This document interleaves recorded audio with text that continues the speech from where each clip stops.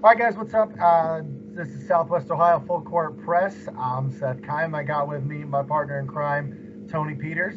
Tony, How's what's it going going? on, buddy? I am great, Seth. It is time for some tournament basketball, so it is always the best time of year for me and you, of course. Well, yeah. And trying something a little new moving forward. Going to try to do more of the video conferencing like this, just to help put faces with names for people out there.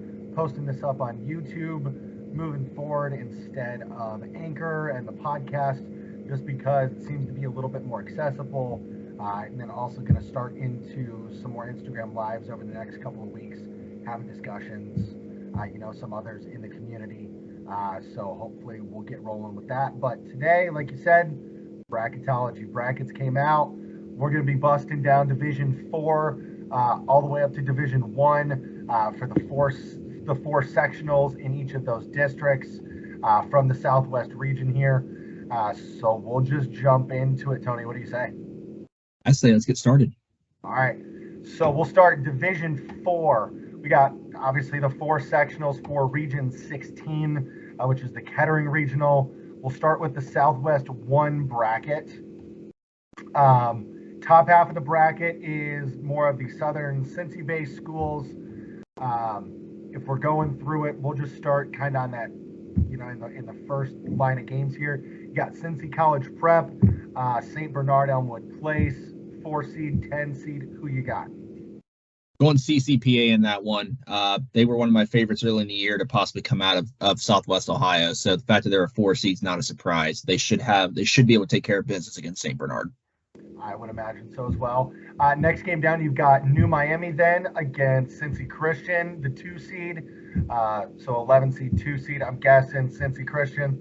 Cincy Christian, one of the top teams in Division 4 this year. Okay. Then you've got the 6 and the 5 seed. Then Middletown Christian taking on Lockland.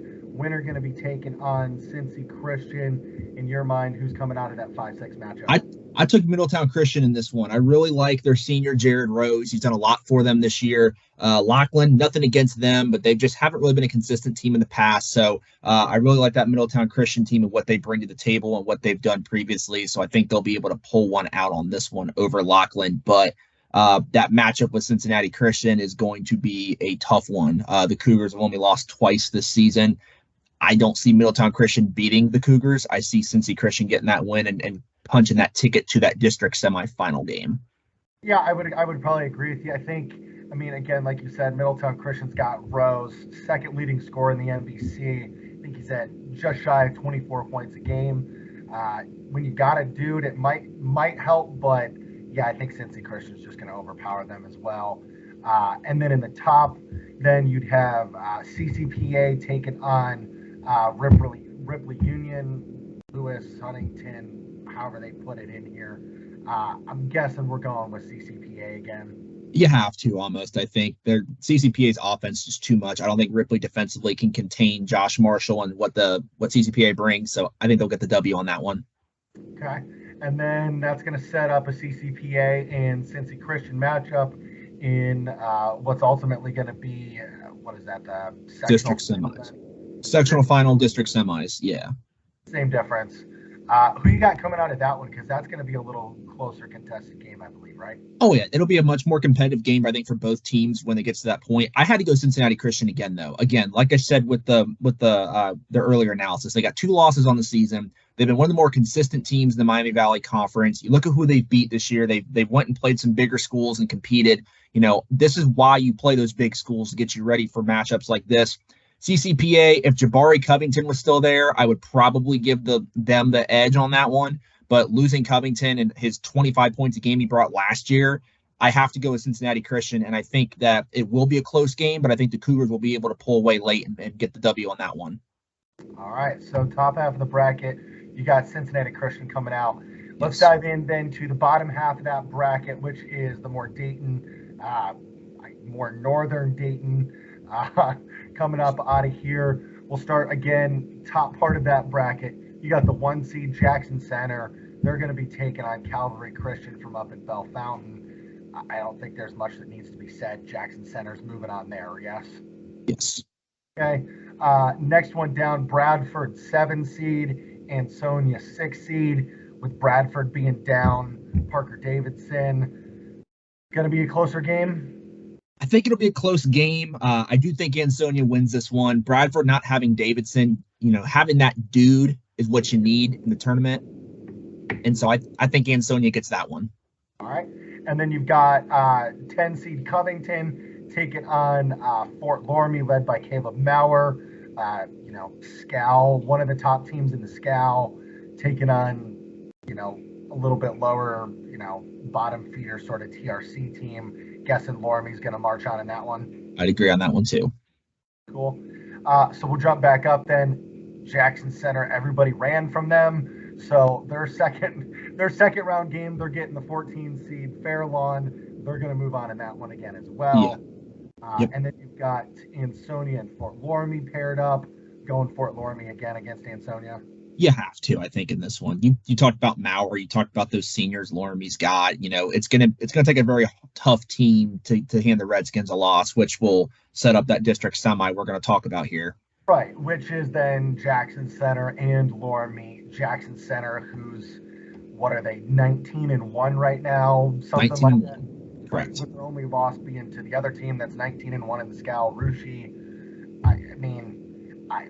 That to me is that exact team that you just said is going to take out Loramie. In my mind, it's Jackson Center that's moving on there. Hats off to Maurer on a heck of a career at Fort Loramie, but that might be where the run ends. Yes. I think I do agree. I think Jackson Center. I had Jackson Center advancing in my bracket. 19 straight wins. You mentioned 19-1. They haven't lost. Jackson Center's not lost since their first game of the season against Rushi on opening night, if that says anything. During that stretch, they did beat Fort Loramie twice during that stretch.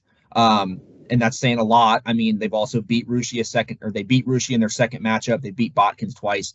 The Tigers are just so well coached. It seems like every year we do bracketology, we talk about how well coached they are. And that's what wins. That's that Elkert recipe that's been that way for the last X number of years. I mean, when you look back, it's Jackson Center's always making it to a district final, always coming out and competing. So you've got them coming out of that sectional final, district semi, then to head to the district final from the very top part of the bracket, taking on who we both had in Cincy Christian. Jackson Center, Cincy Christian, who you got winning the district then overall? This is going to be a game I'd like to go see. These guys played a couple years ago, and it was a very close game. It was the COVID year they played in the regional semis, and Jackson Center won that game. We saw. Yeah. Jackson Center defensively, that is what makes them such a good program, and that's what has made them such a good team this season. And so I have to trust that defense yet again.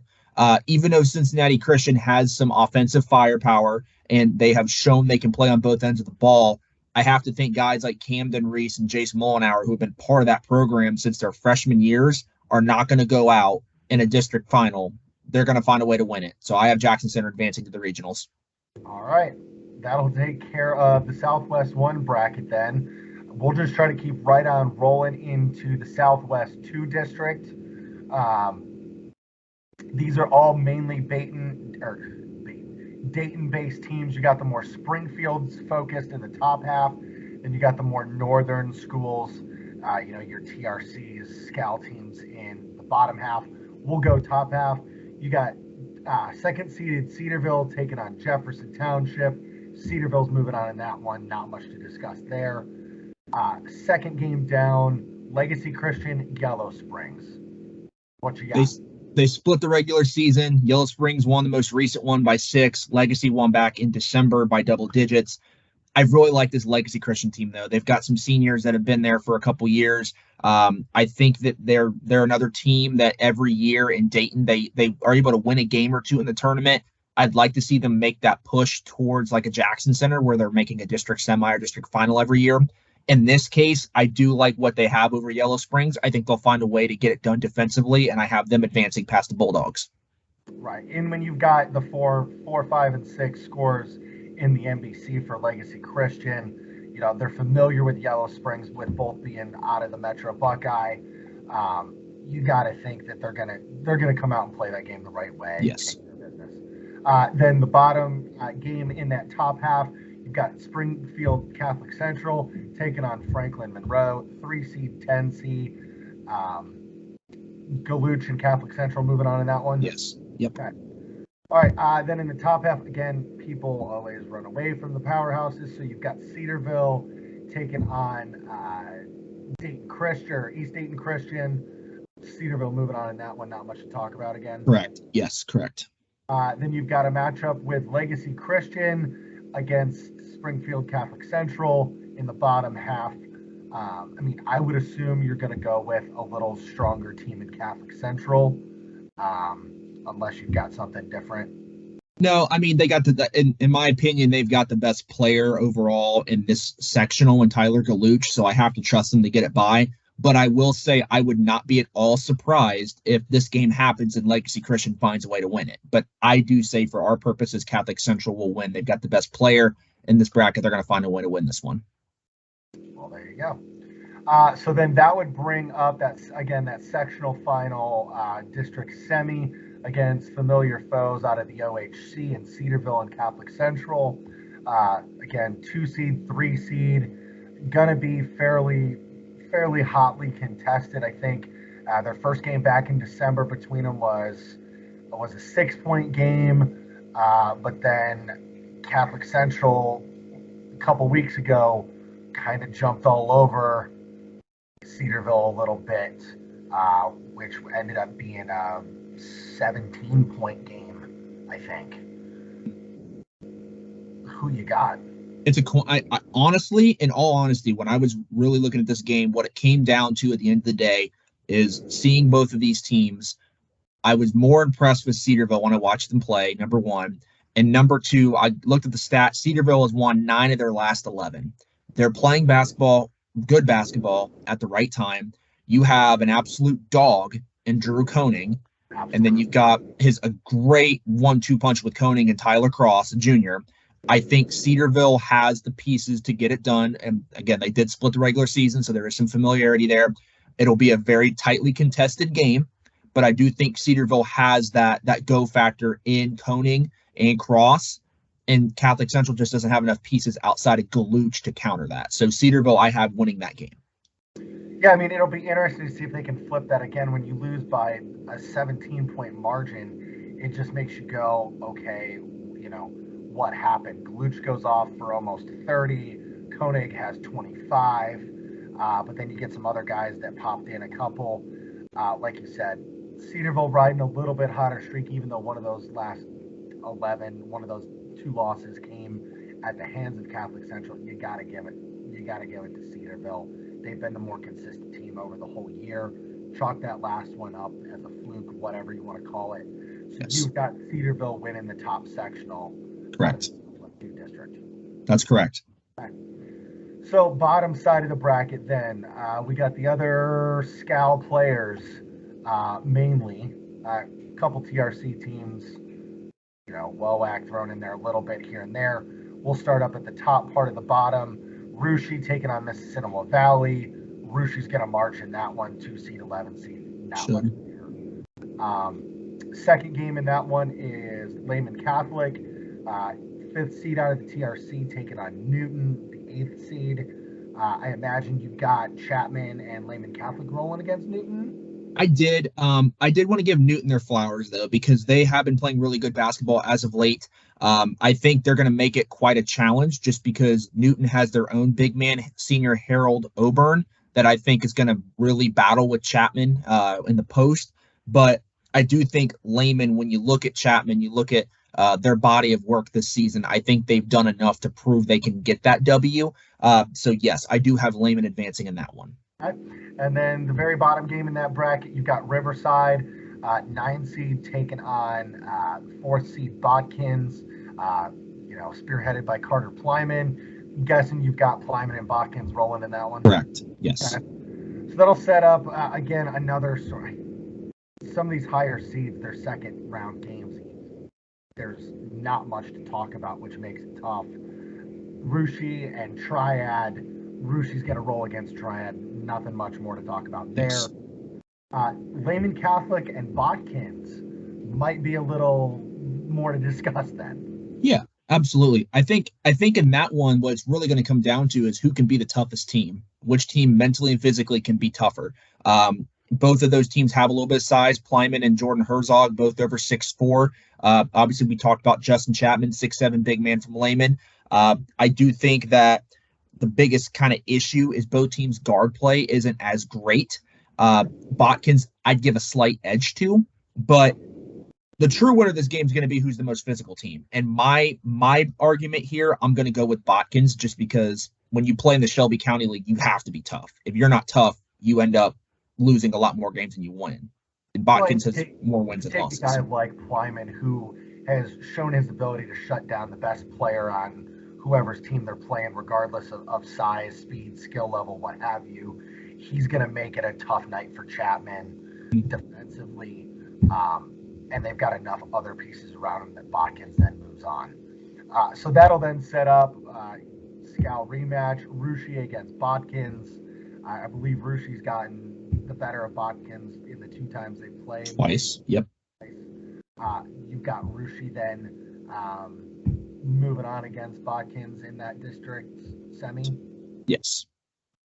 Well, if that does come, I think it'd be a good game. I'd love to see the fight out of Botkins in that one, but again, 19-1 Rushy.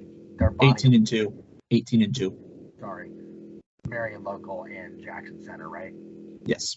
Given their body of work, regardless, given their body of work, they're going to overwhelm Botkins, unfortunately. That'll set up a pretty good game then in a district final between Cedarville coming out of the top half and Rushy coming out of the bottom half.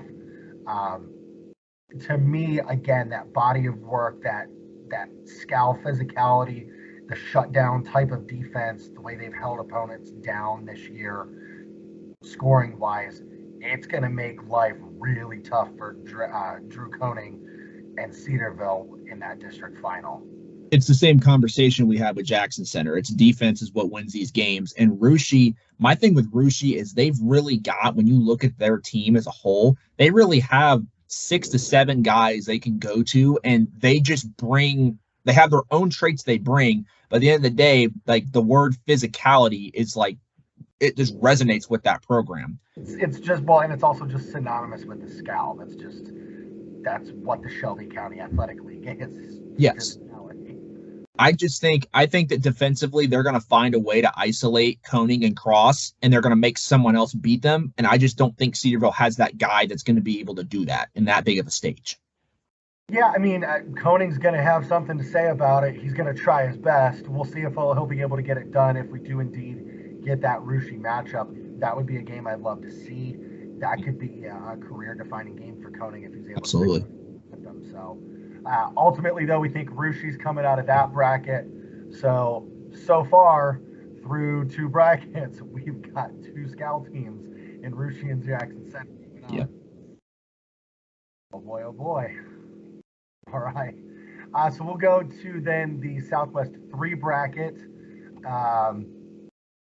You've got to do some more of the Dayton-based teams, then much more Southern Ohio teams that are pulling, even more Central Southern teams here in that Southwest 3 bracket. But we'll jump right in. Top half sectional, number 1 seed Troy Christian taking on Tri-County North. Penrod and the Eagles moving on in that one. I think so in that one, yes. Okay, cool. You got then Southeastern 5 seed and 8 seed Emmanuel Christian. Who you got in that one? Southeastern, they won by 18 back in earlier in the year, so I think they're going to find a way to win that one again. All right. Then you've got Dayton Christian 4 seed and 9 seeded Twin Valley South. Assuming you've got Woodall and Bates of Dayton Christian moving on in that one. Correct. Okay. Same story as always. Troy Christian 1 seed's going to march against Miami Valley, the 11th seed. Then you're going to have, you said Southeastern taking on Dayton Christian. You taking Dayton Christian to march past Southeastern? You have to with Bates and Woodall. Okay. That'll set up a heck of a game in my mind between Troy Christian and Dayton Christian. You've got Troy Christian with Penrod and big man Rupinik, Alex Free, some of those other guys taking on that Woodall Bates combo from Dayton Christian. A little bit of teams that have two superheroes, sort of leading the charge. Who's got the edge in your mind? I think it has to be Troy Christian, just because you have big Frank Rupnik. I mean, he's what, 6'6", 6'7", can shoot the ball, play inside. Dayton Christian doesn't have the size to counter that. Dayton Christian's got two great players in Brady Woodall and Jamison Bates, but if those two are just off that night and you're playing a defensive menace like Troy Christian, you have to have career nights, and it's just going to be too hard, I think, for them both to play that great of a game and overcome that deficit of not having the size. I have to go Troy Christian in this. Yeah, I would think so too. I mean, you look at Troy Christian's had some experience with teams that have two dogs, and taking on Miami East this year, getting one of those W's against, state-ranked team. Against Roth and Enos. They've shown the ability to shut it down. You got to give it to them. So there's your district semifinal from the top side. Bottom side of the bracket, again, more Southern Ohio. You got Fayetteville taking on Euler. 3 seed, 9 seed. Fayetteville moving on in that one. I had them winning that, and then I think you can go ahead and pencil them in for that next matchup with Miami Valley Christian as well. Fayetteville will win that one. Okay, there you go.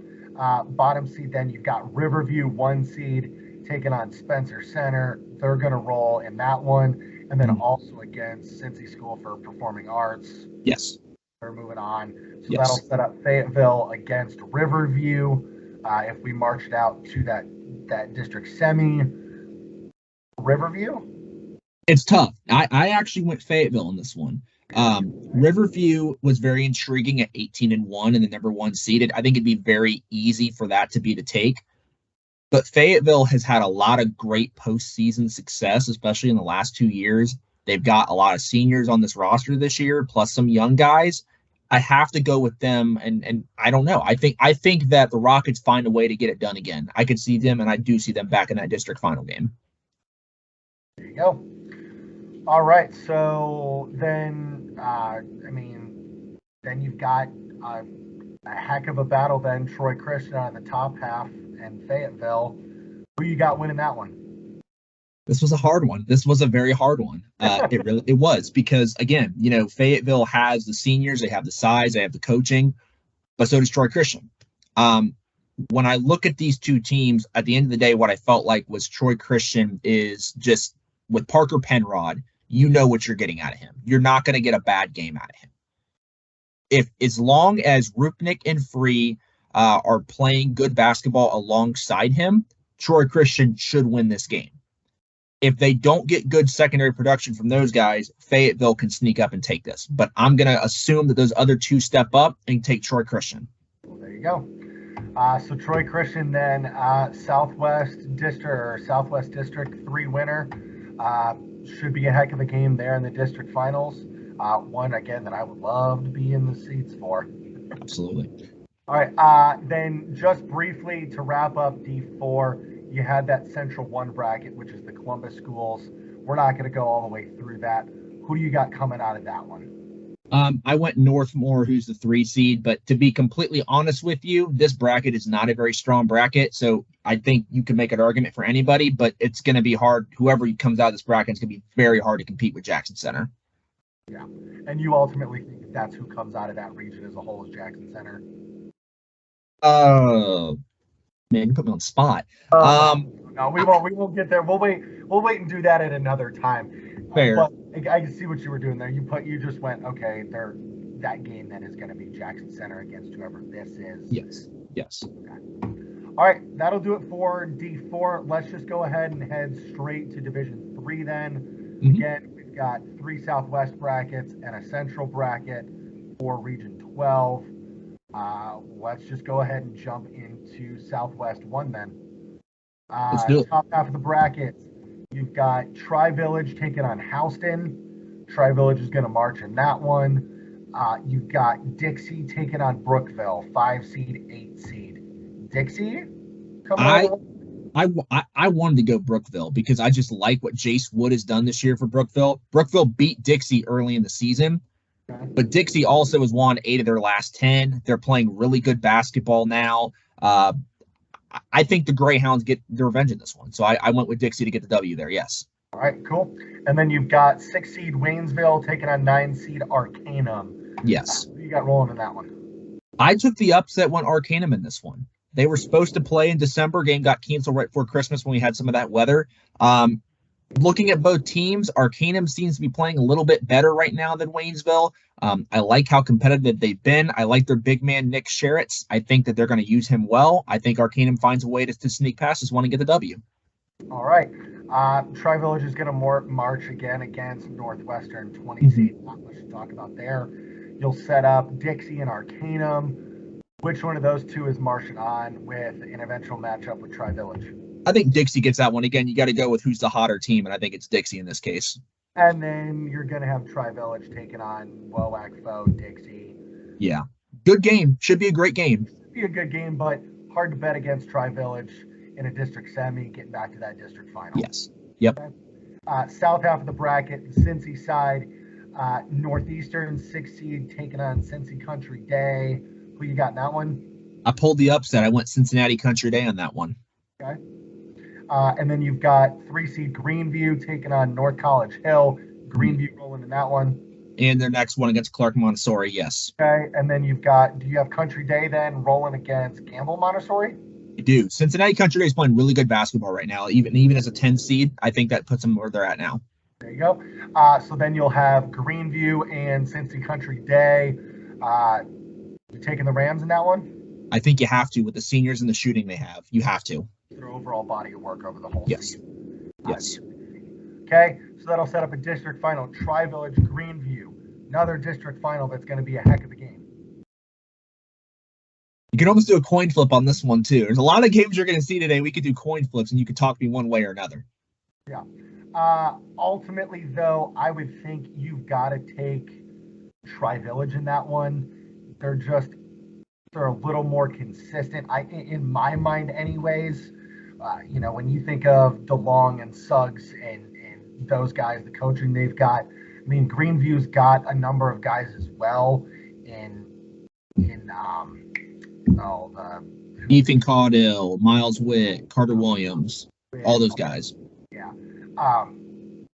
Again, coin flip. I think you've got to go with the experience from Tri-Village. Yes. After the last couple of years that those guys have all been a part of, making state finals runs, Final Fours, you've got to take Tri-Village, yes? You have to, but, I mean, Greenview's going to be a battle. It's going to be a battle one way or another. Well, yeah. So, but ultimately, if you had to chalk it down and write it in, you wrote in Tri-Village? I wrote Tri-Village in, yes. For everything you just said. Well said. Very well said. All right. So that'll take care of that one. Southwest 2 then. Top side of that one is the Cincy bracket again. 9 seed 7 Hills taking on 13 seed Norwood.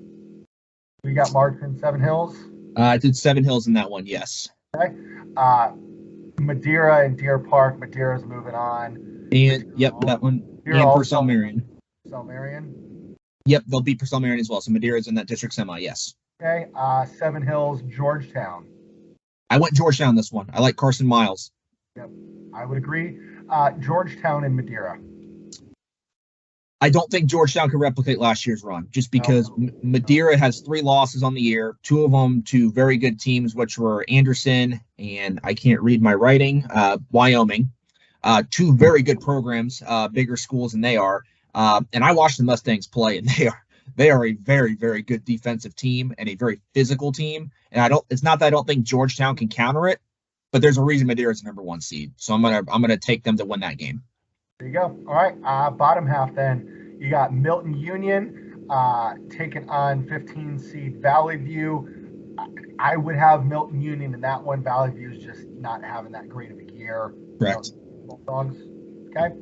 And then you've got West Liberty Salem and Greenon, a 12 seed, 16 seed, which you don't see very often. Yeah. And another thing, they're both OHC teams, so they played each other recently. West Liberty Salem won then.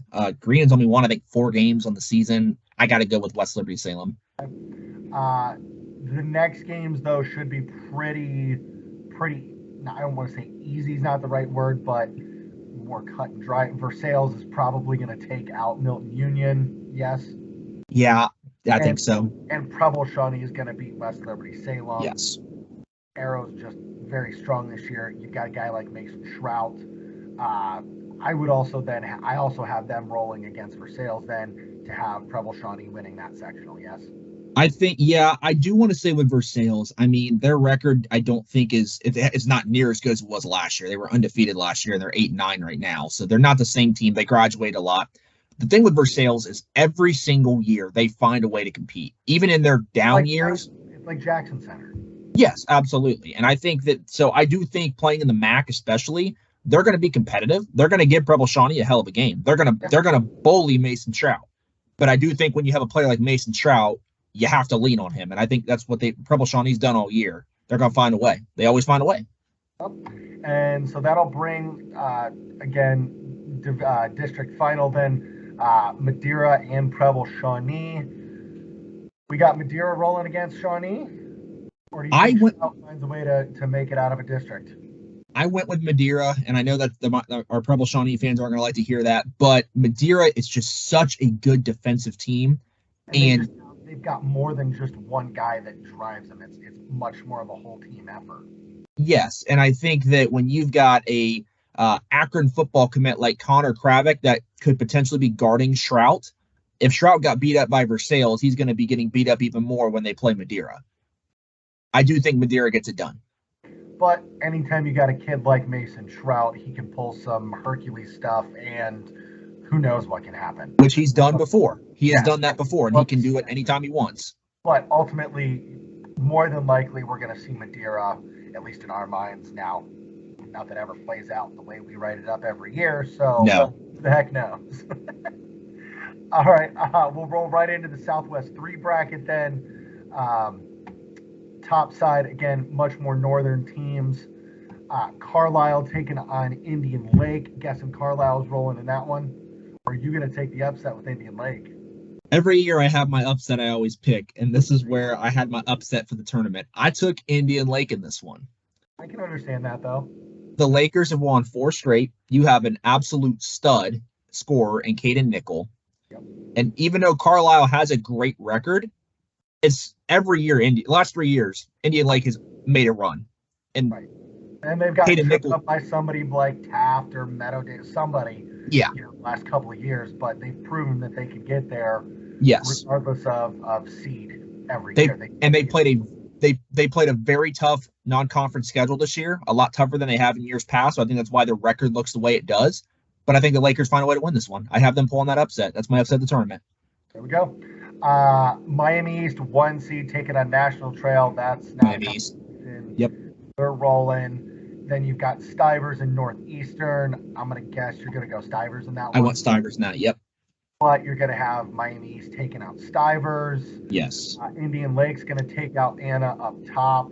Or do you have Anna winning that one? Anna beat them by 15 in December, but I do think Indian Lake's playing. Indian Lake they're on polar opposites right now. Indian Lake's won 4 straight. Anna's lost like 5 straight. Indian Lakes should win this one and get the revenge. Okay. But then ultimately, Miami East is going to win that game against Indian Lake. They're going to be the ones that head to the district final. You have to in this one, yes. So then south side of the bracket, or bottom side of the bracket, south side, same thing, I guess in this case. Williamsburg taking on Finneytown, 4 seed, 12 seed. Williamsburg rolling. Yes. Okay. Down low, then you've got 2 pretty weak games. Cincy, Summit Country Day, 2 seed. They're going to take out East Clinton and Felicity Franklin. Yes. That's what I had. Yes. Okay. Williamsburg and Marymount up in the top part of that sectional. It's tough. Williamsburg's got a lot of seniors. They've played really well this year. I've been very impressed by how they've played, and I did want to take them until I saw what Marymount has done this year. Marymount went and played quite a few Division I programs, and they did get beat pretty soundly, but I tend to give a lot more credit to those D3, D4s that play D1s because you typically see that difference in the tournament. Marymount was in the regionals last year. They won a district title. They brought back their best player in Tim Stewart. I have to go with Marymount, but this would be, like I said, in D4. If Williamsburg won this game, I wouldn't be surprised. I'm going to take Marymount, though, for that strength of schedule factor. Okay. Do you have them pulling an upset over Summit Country Day then? I do. I do. So Because Summit Marymount coming all the way out. Summit has struggled in the last couple of weeks, and I think East Clinton and Felicity are not strong enough teams to hand them a loss, but Marymount's a different boat. And I do, again, going back to Timmy Stewart, how he plays, I think Marymount finds a way to win that one. There you go. But Marymount, ultimately, their run going to end against Miami East in the district final. I think they do. It's too hard to pick against that Vikings team, as good as they've been and consistent they've been. Yep. So that takes care of Southwest 3, which just leaves the Columbus bracket. Again, just real quick, like we did with D4, if you had to pick a team that was coming out, who would it be? It's a toss-up between Worthington Christian and Harvest Prep. Worthington Christian is the higher seed, the 2 seed, and they've been very good. They've played a couple local teams this season and have won. They got a really great junior in Sam Johnson. I think they're on the top half of that bracket. Bottom half is Harvest Prep. They're the 5 seed. I had Harvest Prep as a number 5 team in the state to start the season. They obviously have struggled quite a bit, but they're such a well-coached team. I could see them coming out. I mean, it really depends on if either of those teams run into a problem or a team that knocks them out early. But if I had to pick one or the other, I'm probably going to go Worthington Christian just because the size that they bring to the table and having a guy like Sam Johnson. So I'll go with the Warriors in this one. There you go. All right, so that'll do it for D3. Again, a lot of really, really good games, I think, throughout that entire division, throughout all of those districts. Lots of good games, lots of really, really good players as well when you start talking about it. But we'll jump up to Division 2. It might be one of the more difficult brackets, or I don't know, difficult brackets, right? Difficult regions to go through ultimately, but we'll do our best.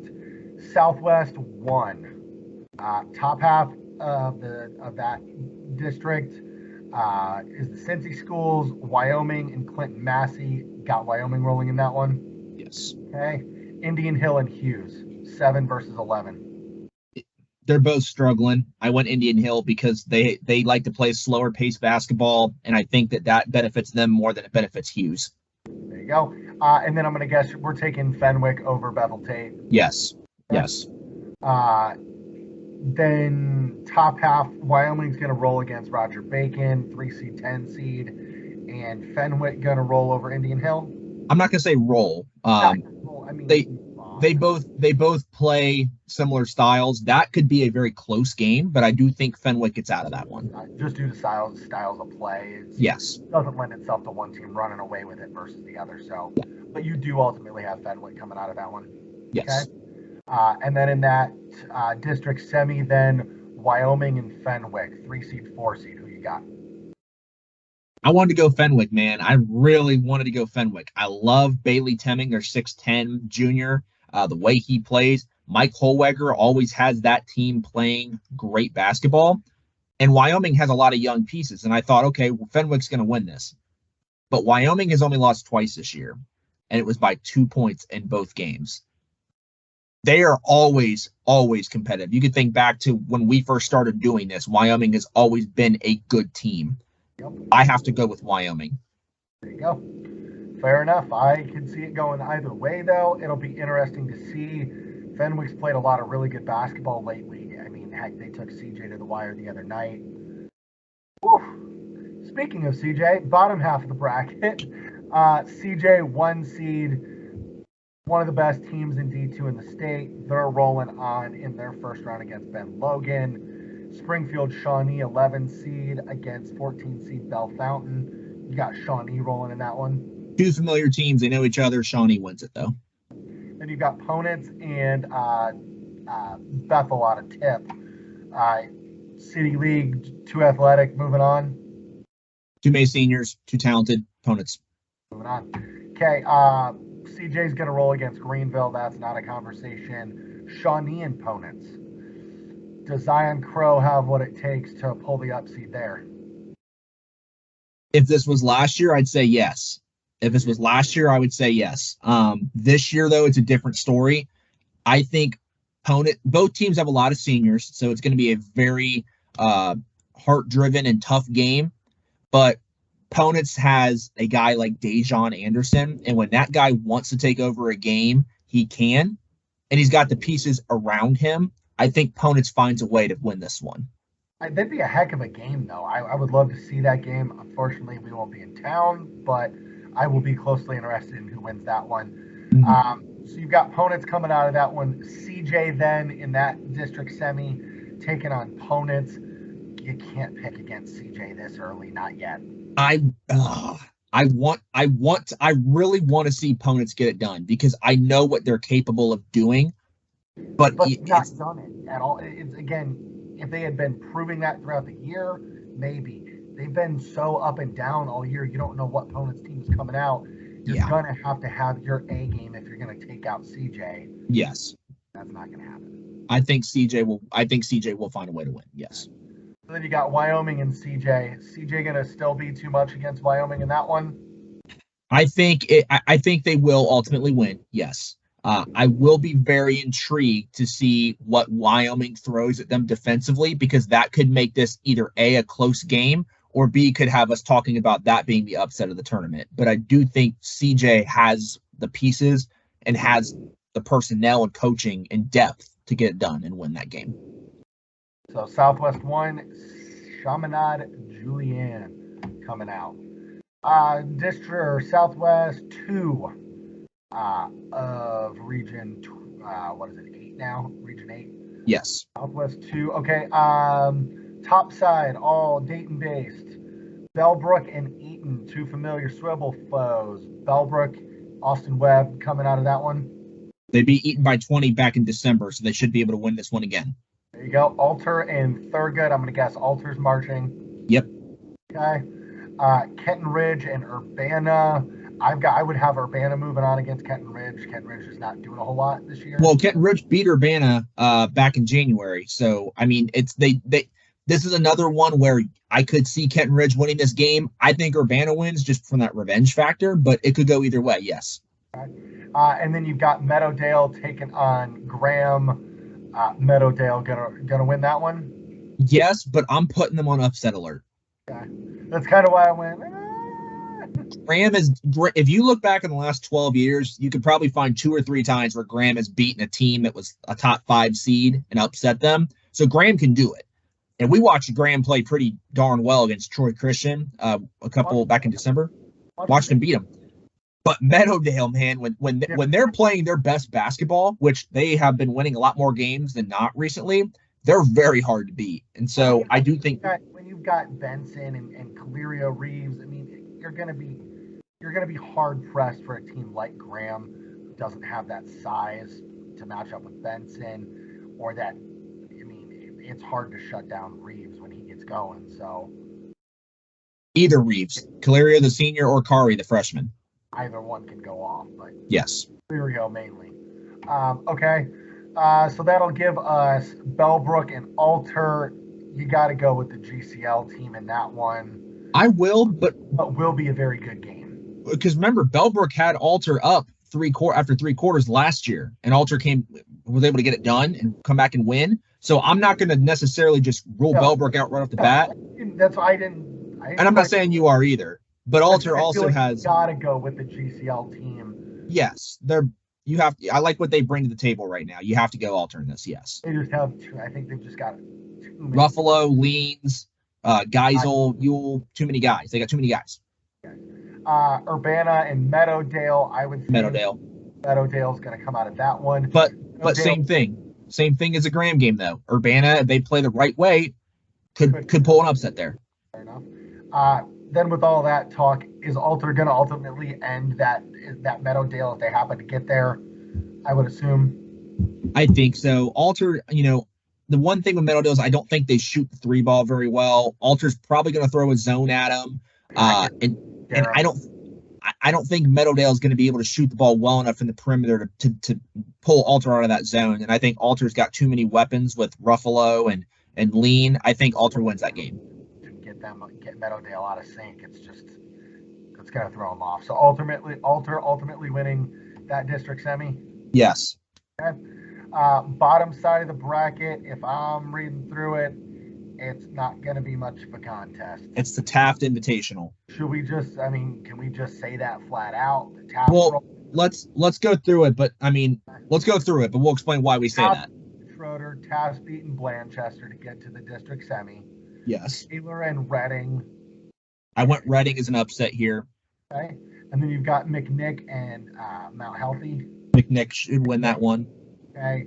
McNick going to beat Reading then? I had McNick winning that one, yes. Okay.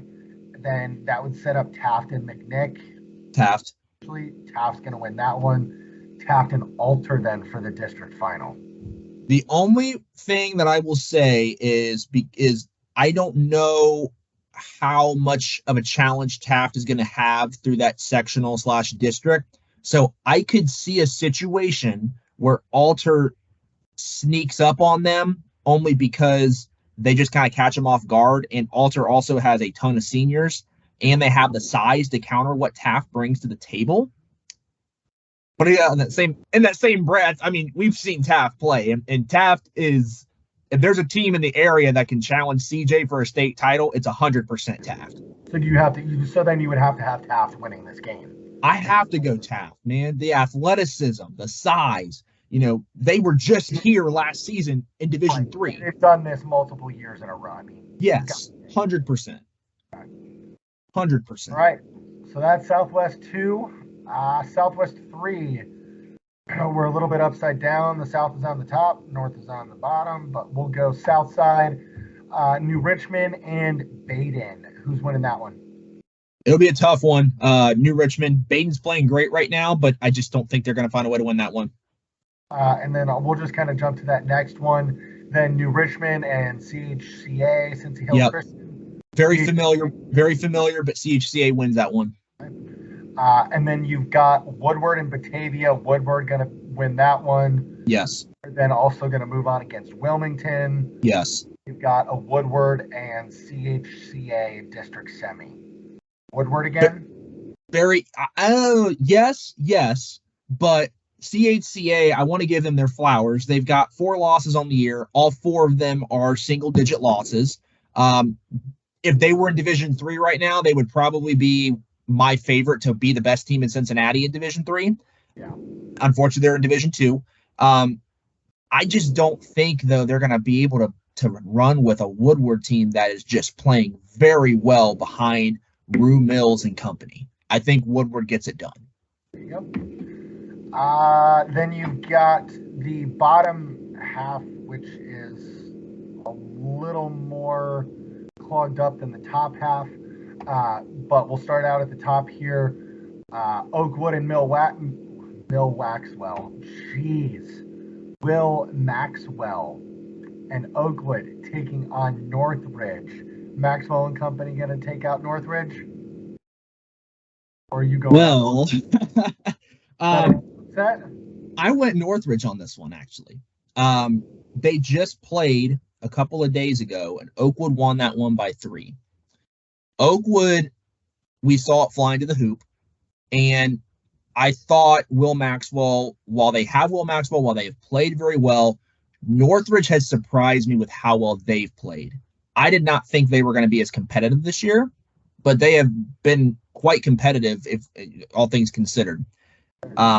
If these guys had played in early January, I'd probably be going Oakwood. But because they just recently played and it was a 3-point game, I decided we're going to go Northridge on this one to get it back. Okay. Dunbar and Franklin. Dunbar is going to move on against Franklin. They should, yes. A lot of work to do there in Franklin. Then you've got Tecumseh and Tip. Mm-hmm. Tip going to move on in that one against Tecumseh. Yes. And then you've got Carroll and Middletown Madison. Carroll and company going to move on in that one? Yes. So that'll give you, with your upset, Northridge and Dunbar. Dunbar's still going to move on in that one. Dunbar is the best team in this bracket, I think, talent-wise. So I think Dunbar gets that win, yes. Okay. Tip and Carroll. That'll be a heck of a game. Very good game. They've played each other previously in the tournament. This is not a new phenomenon. We've seen these guys play together here. I want to put the tables on you first. Who do you think will win this one? That one is so tough because when you look at Tip's schedule, who they've played is not there. It's just not. Their best game is against fellow MVL competitor in Troy, and they've split this season. Tip just hasn't played hardly anyone. Carroll, on the other hand, has beaten number one state right them in at the beginning of the year, CJ. They play Alter on a regular basis. Fenwick. Fenwick, all of those guys. I mean, I would have to give the edge to Carroll. They've got a guy in McKeetrick, Sean McKeetrick, that if you're gonna, Tip plays pretty good defense. So if you're gonna bust it, we saw that the other night in that game against Troy, where they kind of let buckets go in, was on the perimeter. You can't let McKeetrick do that. They have also got another good shooter in Nick Kaiser. I think Carroll's going to upset Tip in that game. It's not much of an upset, 4 versus 8, but I think Tip they don't have the strength of schedule throughout the entire year that's going to set them up for success in this one. I agree with everything you said, and I think I'll also throw in life, there's 3 guarantees: death, taxes, and Tim Cogan having Carroll playing their best basketball come March. So I think Carroll wins this one too. Yeah, I mean, it's just, and just the GCL as a whole and how they play, it's not meant for Tip to beat. Will be a heck of a game, though. You could flip a coin as well. Yes. I ultimately think it would be You could easily talk me into Tip a canoe on this one. Yes, very, very, very easily. So that would have Tip then coming out, Carroll then coming out against Dunbar. That's where Carroll's going to get overwhelmed. Dunbar should take out Carroll then, yeah. Dunbar should win. But I said should. Carroll has knocked Dunbar out previously because of that pace they like to play at. It's any GCL team against City League team, they just play such contrasting styles of basketball. The GCL's usually got teams that are capable of speeding it up. Some of the City League teams struggle when it gets slowed down. So you generally have to give a little bit of an edge to those GCL schools. But I think the Twins, I think Hatcher, what they're playing for, given everything that's going on right now, Dunbar's got to move on in that game. I think Dunbar does. Yes, I agree. That would set up a heck of a district final then between Woodward and Dunbar. 2 teams that play very similar styles. Both 2 seeds you got. Woodward just beat Dunbar recently. But what you just said, I think, was spot on. Dunbar, I think, has a lot to play for right now. And I think that even if that hadn't happened, the way that they're playing right now and just the way Tony Dixon has those guys compete on every single night, and just from what I have seen between both of these teams, I think Dunbar has the better personnel and the better depth to win this game. And honestly, if you're putting up Anton Allen against Rue Mills, I'm going to take Anton just because he's a senior. He plays his tail off, and he's got a lot more weapons, I think, to go to his disposal than Rue has with Woodward. So I have Dunbar advancing in this. Yeah. Done. All right. So that takes care of Southwest 3, then Dunbar, district finalist. Then you've got, again, the Central 1 bracket, the Columbus schools, or I should say closer to Columbus schools. Who you got coming out of that one? I went Bishop Watterson, the 3 seed. They play in that Central Catholic League, which has the number 1 seed that went the opposite direction in Bishop Reedy. Watterson has been competitive this year. They play a certain style of basketball, very similar to the GCL. They have some size. They have a really good big and Cole Rett, who's a Toledo football commit. I think Watterson finds a way to get it done and gets that district title and moves into the regional round. There you go. That'll do it for Division 2, which brings us to Division 1. Southwest 1 in, Region 4. Yep. Southwest 1. All right, top half of the bracket is the Centerville bracket. That is what's going to happen, but we'll go through it regardless. Centerville's going to beat Fairborn. Not much of a contest there. They're also going to march straight on through against Belmont. Monroe and Xenia. I went Xenia in this one. Okay, fair enough. Butler and Sydney, 2 MVL foes. And Butler beat him regular season. I went Sydney in this one. Again, contrasting styles right now. Butler struggling, Sydney playing well at this moment. Sydney, Xenia. I went Xenia in this one. Okay, but then you've got Centerville over Xenia. Yes. That might be one of the easiest marches to a district final game I've seen yet. But we also see this every year with Centerville, it seems like. No, I know you see that, but like you look at that, the closest seat is 12. Everyone ran. That should tell you everything you need to know about Centerville, that your closest seat is a 12. That's absolutely insane to me. That's called the Gabe Cups factor. Bottom half the bracket's not much better. Even in an entire sectional, your closest seed is a 6 seed. That's ridiculous. All right, bottom half of the bracket: Oak Hills, Milford.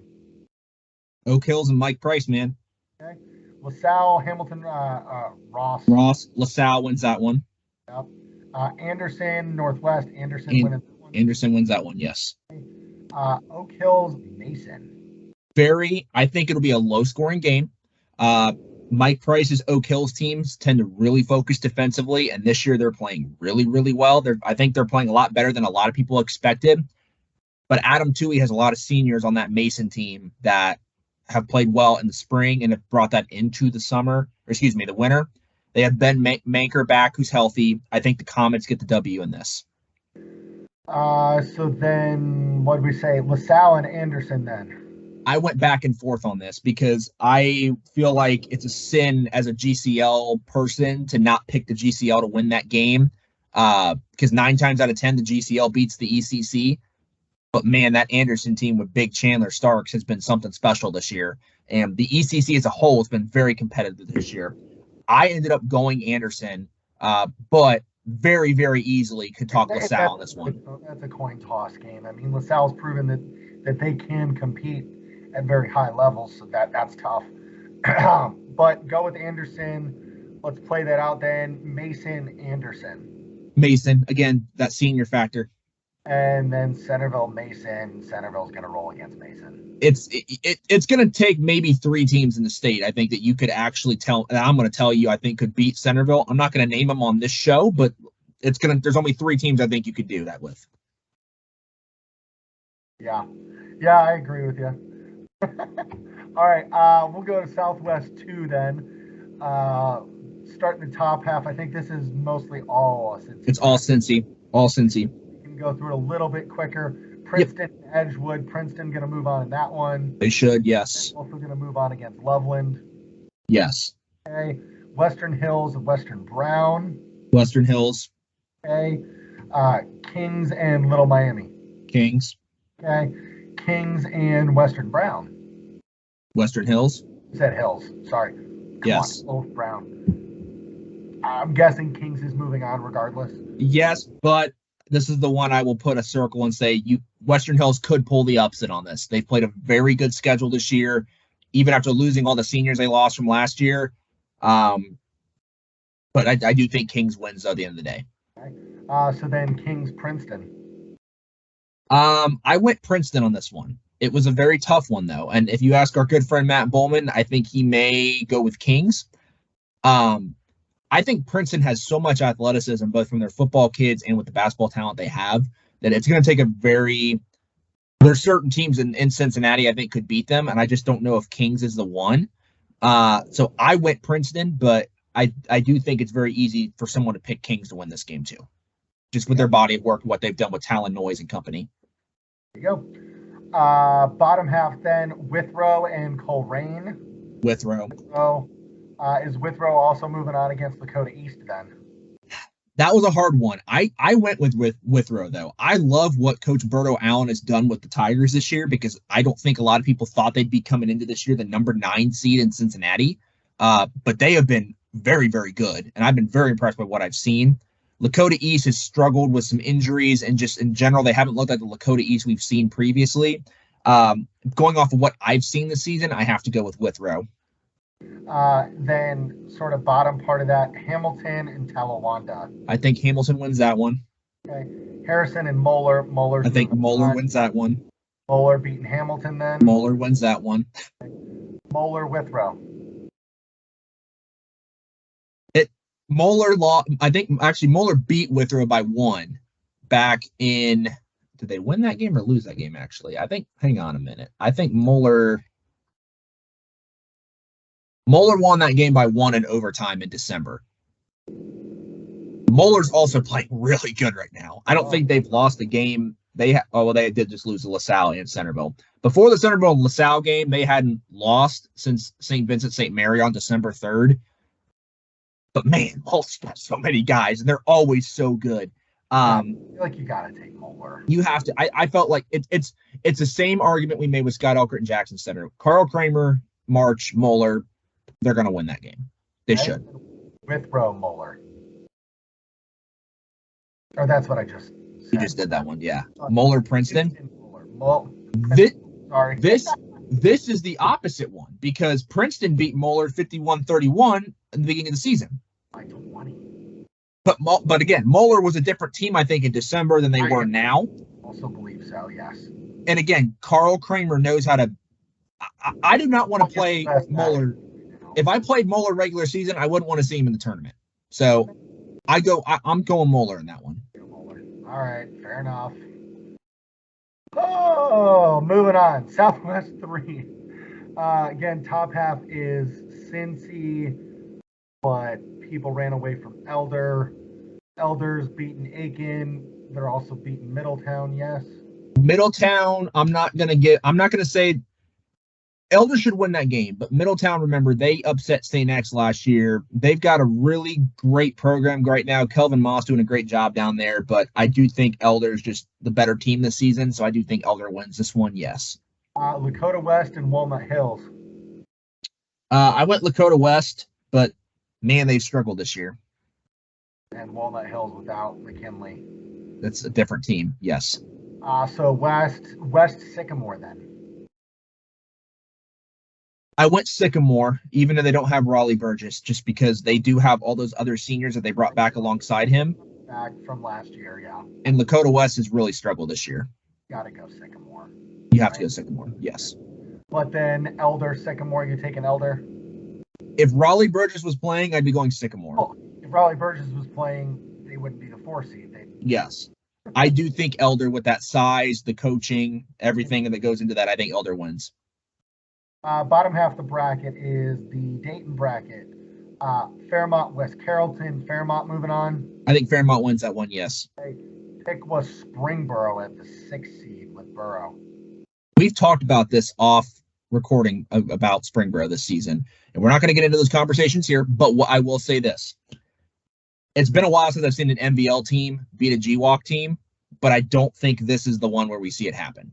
I think Springboro is got enough pieces there that they win this game. But I would not be surprised if it happens. I would not be surprised, but I think Springboro will win this game. There you go. So then that'll be Beaver Creek and Fairmont then. We missed the game. Northmont and Trotwood. Oh, sorry, Northmont and Trotwood. Northmont should win that. Trotwood, they're just it's a rebuild year for Pete Poland. This isn't the year that the upsets are going to happen. They're up in D1. Yeah, Northmont should win this one. Sorry. So then, yeah, Beaver Creek, Fairmont. Now we get that one. That's an interesting. I found this one interesting because Beaver Creek chose to take that first matchup with Fairmont. So Isaiah Williams probably looking at it saying, "Let's get it over with." And you take your chances with Fairmont as opposed to anyone Centerville else. Or Wayne. Yeah. Compared to who else you'd have to go after, Centerville or whomever else. I mean, yeah, that's the game you go for because guess what? Beaver Creek won that first game by 1. They've got to play again, so we'll have to wait and see. But who you got? I went Fairmont because I felt like Fairmont has guys that were on that regional team a year ago. They're mainly seniors that were on that team that are back. And when you look at non-conference, Fairmont played Sycamore. They played Elder. They played I don't have the schedule in front of me. They played like Fort Lakota West, Lakota East. They played a bunch of the bigger Cincinnati-based schools. Beaver Creek, it's not that Beaver Creek didn't, but Beaver Creek played some of the, Xenia, CJ, Alter, where they're non-conference. Not that we're trying to compare them necessarily eggs to eggs, but I mean, Fairmont went and played those D1 programs that you knew you may get in a district tournament. So I have to go with Fairmont that they have that preparation there. And Kenny Moles, when you have a bunch of seniors, I'm going to roll with it. It's a guy like Marrero. It's also. Yes, not having a guy like Aiden Marrero hurts a lot. I will give him that. But I think Fairmont finds a way. I went Fairmont in that one. Fair enough. All right, Borough, Northmont. I went Northmont. Springborough's got enough to beat Piqua, but I don't think they're going to be able to beat Northmont. And then Fairmont, Northmont. Fairmont. Fairmont, though, not going to be able to take out Elder then coming out of the top? I don't think so. I think Elder's got too much size, and that's one thing Fairmont doesn't have. And, we saw them last year find a way to beat Raleigh Burgess and Ben Sutherland and Sycamore, but you also had two guys that were playing college basketball right now that were on your team as well. Right, two dudes. I'm going to go Elder. Okay. There we go. That'll bring us to our final bracket, Southwest 4. Some more of the teams ran away from Centerville. Up top, you've got Miamisburg and Stebbins. Again, GWalk team, MVL team, Miamisburg winning that one. Yes. Okay. Then you've got Wayne and Springfield. They Wayne. just played. Wayne's winning that one. Then Troy and Miamisburg. If we hadn't watched Troy play a week ago, I would have went Miamisburg. Haven't watched Troy. There's your MVL team that beats your GWalk team, I believe.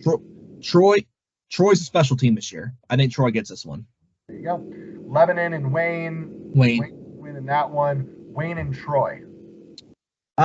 This one's Wayne, and I think the net of it is you've got one of the best players in the state of Ohio in Laurent Rice, and it's going to be very hard for someone to beat Wayne with him on their team, and I don't think Troy's the one that's going to do it. Nope. Wayne. Okay. Wayne headed to a district final. Then down south, you've got St. X and Goshen. St. X winning that one. Yes. Okay. And then Fairfield's beating West Claremont. Yes. Fairfield's also beating Winton Woods.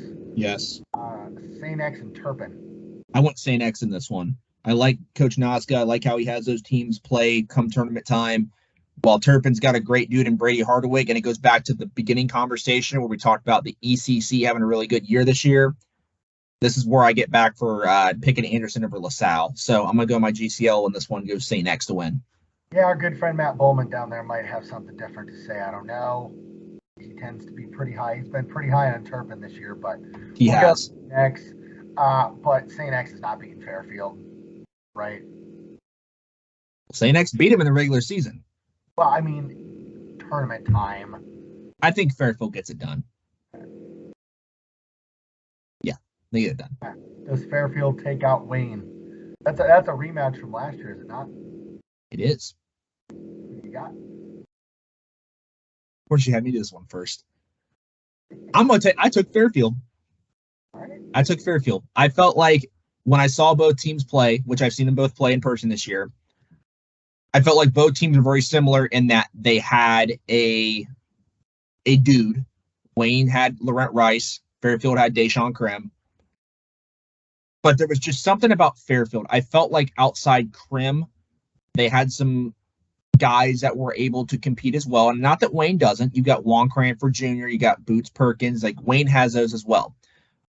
But my biggest concern with Wayne all year was if Laurent was off on a given night, could Cranford, could Perkins, could any of those guys pick up the slack? Well, Perkins, I believe, is out right now. Well, and the answer to that question has been no. Previously, yes. Where Rice has struggled, those other guys have had good games, but not enough to overwhelm. And quite frankly, we've seen Wayne play a couple of games where they just came out flat. Didn't look like they wanted to be in the gym a couple of times. Right. Now Now, I think come tournament and come a district final, it'll be different. It gets those guys ready to play. That's why they're here every year. That's why they're a 2 seed. But Fairfield's also the 1 seed for a reason. That's the way I look at it too. Is you can make an argument for Wayne, but you also, I think it's out of respect to Fairfield that they're the number 1 seed in Cincinnati. And you look at some of these teams we've talked about out of Cincy, Fairfield's number 1 for a reason. Well, and you look at the teams that Fairfield lost to: St. X, Elder, Richmond Heights at Flying to the Hoop, and Middletown. Wayne has, like, they've also just not, and CJ, but they've also just not been, I don't know, when I watched Wayne play, I didn't feel like they were as sharp. Now, when we watched Fairfield play against Richmond Heights, I didn't feel like Fairfield was all that sharp, but, it's also just, in my mind, you look at some of those other losses, I mean, it's going to be a heck of a game. I mean, Wayne's only lost to CJ, Centerville, and Garfield Heights, all state contenders across the board. I mean, I don't know. That is a very tough game to pick. Ultimately, you're going with? I went Fairfield. I ultimately felt for Fairfield. I'm going to ride with that one. I might have to disagree with you. Okay. Just because it's Rice's senior year. I think if there's a time where he's going to strap them up and absolutely carry them, it's going to be at least through this part of the tournament. Now, whether that'll be able to get it done at the regional level, I think is a completely different conversation. But I would love to be in the building for that game come March 4th if we get it, because that's going to be a showdown. It's going to be fun. Be fun. So, all right. That'll do it. That is all the brackets, at least through the divisional games. I think we said we were going to come back, reevaluate, see where we're at come regional brackets and on, do another episode, have some conversations between now and then. We've got a few more regular season games to finish up before we get into tournament action. I think, again, we mentioned it at the top.